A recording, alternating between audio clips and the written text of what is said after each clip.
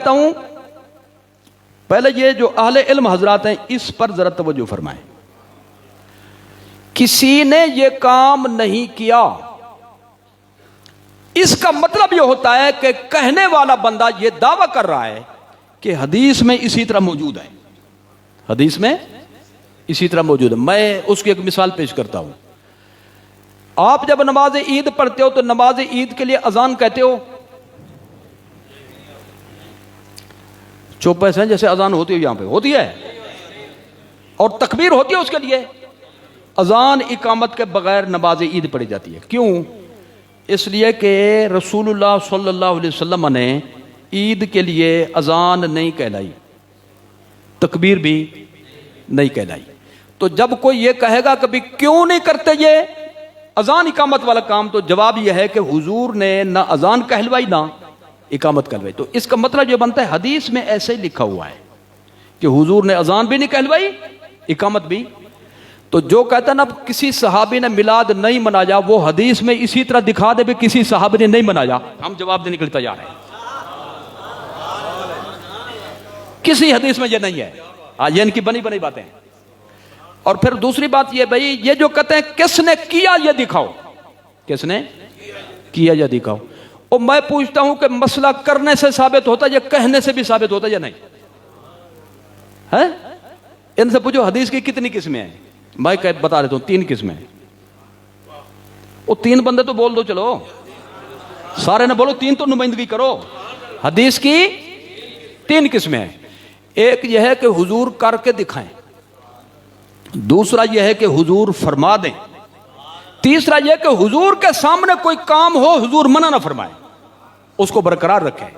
حضور کہہ دیں یہ حدیث قولی، کر کے دکھائیں حدیث فعلی، برقرار رکھیں یہ حدیث تقریری. تو جب حدیث کی 3 قسمیں ہیں تو تینوں پوچھو نا. کیا ہو تو دکھاؤ، فرمایا ہو تو دکھاؤ، انکار نہ کیا ہو تو دکھاؤ. تو تینوں کیوں نہیں پوچھتے، ایک کیوں پوچھتے ہو؟ معلوم ہے یا تو ان کو حدیث کی تعریف نہیں آتی یا پھر ہیرا پھیری کرتے ہیں. سمجھ میں آئی؟ اگر نہیں آتی تو جاہل ہوئے، جاہل فتویٰ نہیں دے سکتا. اگر ہیرا پھیری ہے تو ہیرا پھیری والا بندہ جو قابل اعتماد نہیں ہوتا، نہ ادھر کرے نہ ادھر کرائے. جی تو حضور کی حدیثیں جب 3 قسم ہیں تو صرف قول، صرف عمل کو پوچھنا یہ غلط ہوا. بھئی کیا ہو تو دکھاؤ، اور یوں پوچھو فرمایا ہو تو دکھاؤ. جی آپ کے سامنے کام ہوا ہو اور آپ نے نہ روکا تو دکھاؤ. صرف کرنا جو ہے کرنا ضروری نہیں، کرنا ضروری نہیں. اگر کرنا ضروری ہے تو میں بھی ایک، ہم بھی منہ میں زبان رکھتے ہیں، کاش پوچھو جی مدعا کیا ہے. درخت شرعی کا جلانا استعمال کرنا کیسا ہے؟ ہندو کہتے ہیں نہ جلایا کرو. آگے سے ایسے دیویاں ہوتی ہیں، کیا کہتے ہیں؟ اور اسلام میں اس کا کوئی تصور نہیں. تو پھر میں کہوں گا جلایا کرو تاکہ ہندو جلیں. یہ مختصر بات اس میں آ گئی.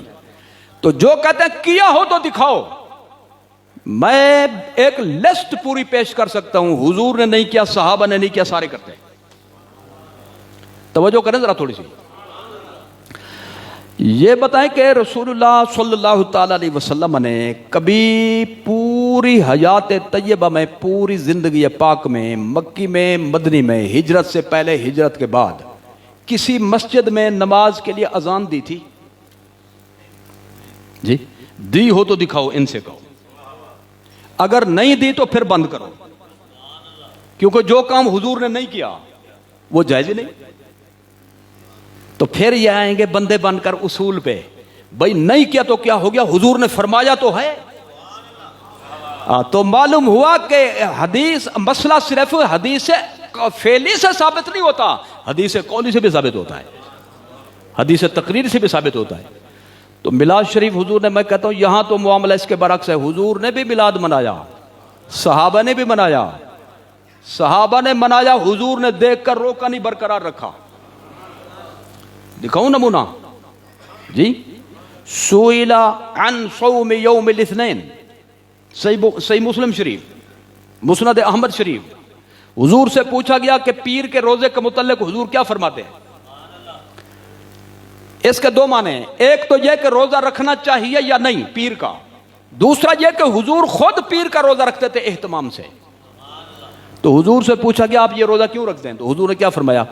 ذاک یوم فیہ ولدت، روزہ اس لیے رکھتا ہوں یہ میرے میلاد کا دن ہے، شکرانے میں رکھتا ہوں۔ ہمت کرو، شکرانے میں صرف روزہ ضروری نہیں جی، کھانا پکانا بھی شامل ہے، ہمت کرو، اللہ اللہ کرنا بھی شامل ہے، نبی پر درود پڑھنا بھی شامل ہے جی، اجتماع کر کے خوشیاں منانا بھی شامل ہے، یہ سب شکرانے کے حصے ہیں۔ اور تو کہتا ہے نبی نے منایا ہو تو دکھاؤ، صحابہ تو بات کی بات ہے، نبی خود ہر ہفتے اپنا میلاد منا رہے ہیں، ٹھیک ہے، خود خطاب فرمایا سرکار نے اپنے میلاد کے موضوع پہ جی، صحیح حدیث مسند اس میں مستدرک حاکم میں موجود ہے، دیگر کتب حدیث میں ہے۔ حضور نے خطاب کرتے کرتے فرمایا سأخبرکم بأول امری، او میں تمہیں اپنا اول کا حال سناتا ہوں، انا دعوت ابی ابراہیم و بشارت عیسیٰ، حضرت ابراہیم خلیل اللہ علیہ السلام نے اسماعیل علیہ السلام کے ساتھ مل کر کعبہ شریف کی جب تعمیر کر لی اور تعمیر سے فارغ ہوئے تو دعا کی تھی، ربنا وابعث فیہم رسولا منہم یتلو علیہم آیاتک ویعلمہم الکتاب والحکمت ویزکیہم، ہے قرآن میں یا نہیں؟ جس کا خلاصہ یہ بنتا ہے میرے مالک کعبہ میں نے بنا دیا ہے، اب اس کا بسانے والا رسول بھی بھیجے۔ حضور فرماتے ہیں جس رسول کے لیے انہوں نے دعا کی تھی وہ میں ہوں، وہ میں ہوں۔ عیسیٰ علیہ السلام کہہ رہے تھے مبشرم برسول یاتی من بعد اسمہ احمد، میری ڈیوٹی کا حصہ ہے جہاں احکام سمجھاؤں، آخری پیغمبر کی آمد کی خوشخبری بھی دوں۔ یہ قرآن آمد کا جلسہ کرتے تھے حضرت عیسیٰ علیہ السلام، ہر جلسے میں انہوں نے یہ بات کہنی جی۔ حضور فرماتے ہیں بشارت عیسیٰ، عیسیٰ علیہ السلام جس پیغمبر کی خوشخبریاں دیتے تھے وہ میں ہوں۔ وَرُؤْيَا أُمِّيَ الَّتِي رَأَتْ حِينَ وَضَعَتْنِي فِي رِوَایَہ حِينَ وَلَدَتْنِی، میں اپنی والدہ کا، اپنی اماں کا وہ نظارہ ہوں، نور کا نظارہ جو انہوں نے میرے میلاد کے ٹائم کیا تھا، میرے میلاد کے ٹائم جو نظارہ کیا تھا۔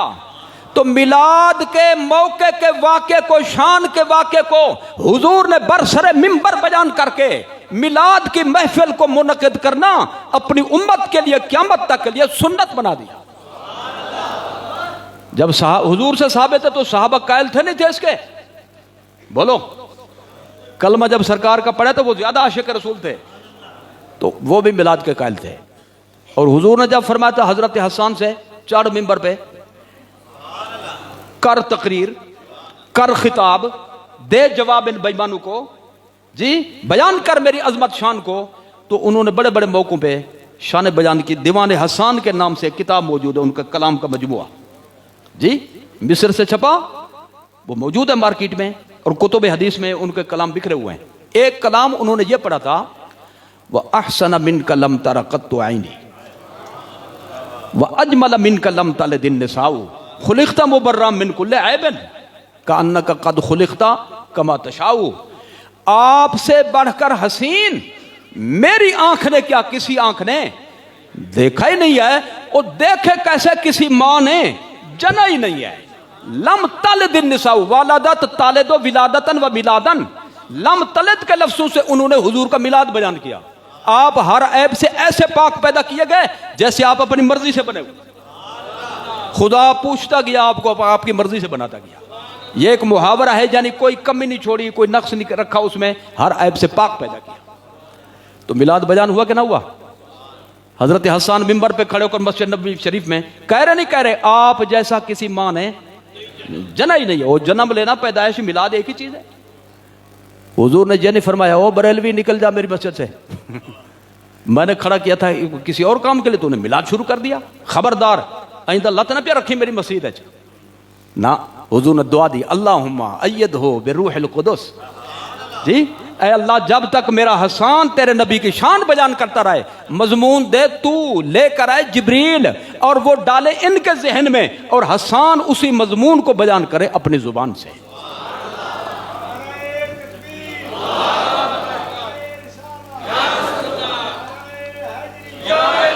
اور تو اور اپنے گھر کی خبر نہیں ہے. اپنے بزرگوں کو دیکھو وہ کیا کہتے ہیں. میں 2 حوالے پیش کرتا ہوں جی. ایک حوالہ ہو گیا یہ, اور مجھے باور کریں سمجھ آئی کہ نہیں آئی؟ تو مجھے گھنٹہ کیوں بٹھا دیا؟ پھر کچھ ہلیں تو سی نا تھوڑا سا آگے سمجھ میں. ان کا پیشوا لکھتا ہے اپنی کتاب الشمامۃ الانبریاء میں جی. ہماری نہ مانو, اپنے بزرگوں کو دیکھو وہ کیا کہتے تھے.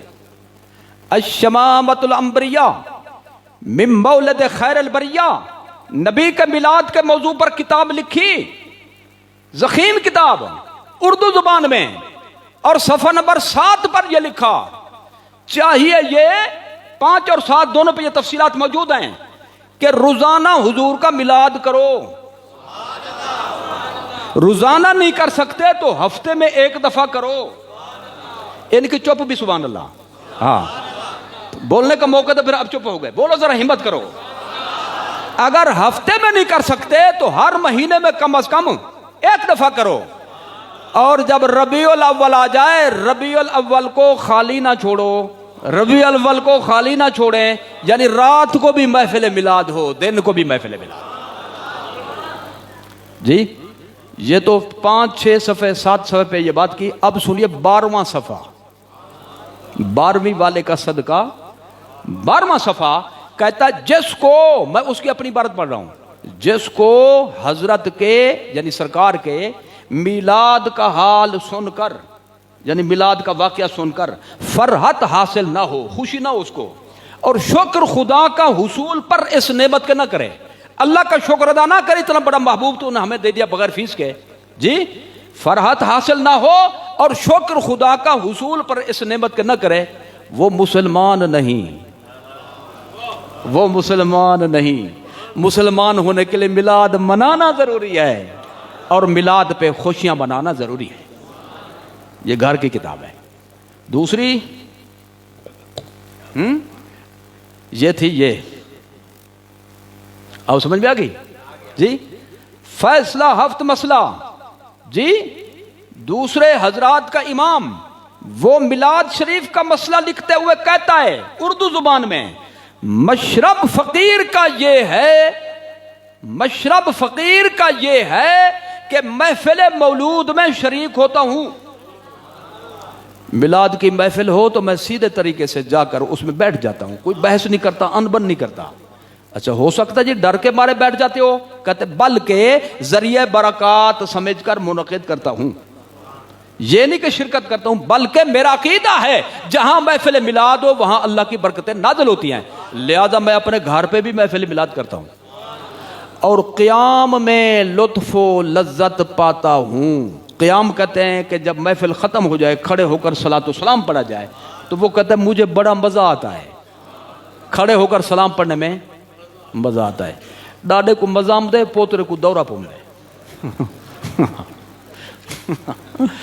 آگے سمجھ میں. حضرت شیخ عبدالحق محدث دہلوی نے کمال کر دی سبحان اللہ. اخبار الاخیار میں فرماتے ہیں, میں جس عمل کو اپنی بخشش کا سبب سمجھتا ہوں, کوئی عمل نہیں جس کے لیے میں کہہ سکوں اس کی بنیاد پر میری بخشش ہوگی. ہاں ایک عمل ایسا ہے کہ میں یقین سے کہہ سکتا ہوں بخشش ہوگی تو اسی پہ ہوگی, وہ یہ ہے کہ محفل میلاد کے موقع پر میں کھڑے ہو کر سلام پڑھتا. الحمدللہ ہم نے کوئی نیا کام نہیں کیا, وہی کیا جو قرآن میں, وہ کیا جو حدیث میں, جو صحابہ کرام سے ثابت ہے. لہذا آپ نہیں کہنا صحابہ نے نہیں کیا جی. نہیں بولنا تو پھر میں اور گھنٹہ کرتا ہوں. ہاں جی, صحابہ کرام نے نبی کا میلاد کیا, حضور نے خود کیا, اللہ نے اپنے محبوب کی آمد کا بیان فرمایا. آمد اسی کی ہوتی ہے جس کا میلاد ہو جی. تو میلاد کا بیان قرآن میں ہے, قرآن میں آ گیا تو پھر اصولاً حدیث نہ بھی فرق نہیں پڑتا. جب حدیث میں آ گیا تو اصولاً صحابہ کرام کے حوالے سے فرق نہیں پڑتا. لیکن ہم نے سب کو دکھا دیا ہے, قرآن میں بھی موجود, نبی کے فرمان میں بھی موجود, صحابہ کرام کے عمل میں بھی موجود, اور الحمدللہ گھر سے بھی یہ بات نکل آئی جی. اور فرمائیے.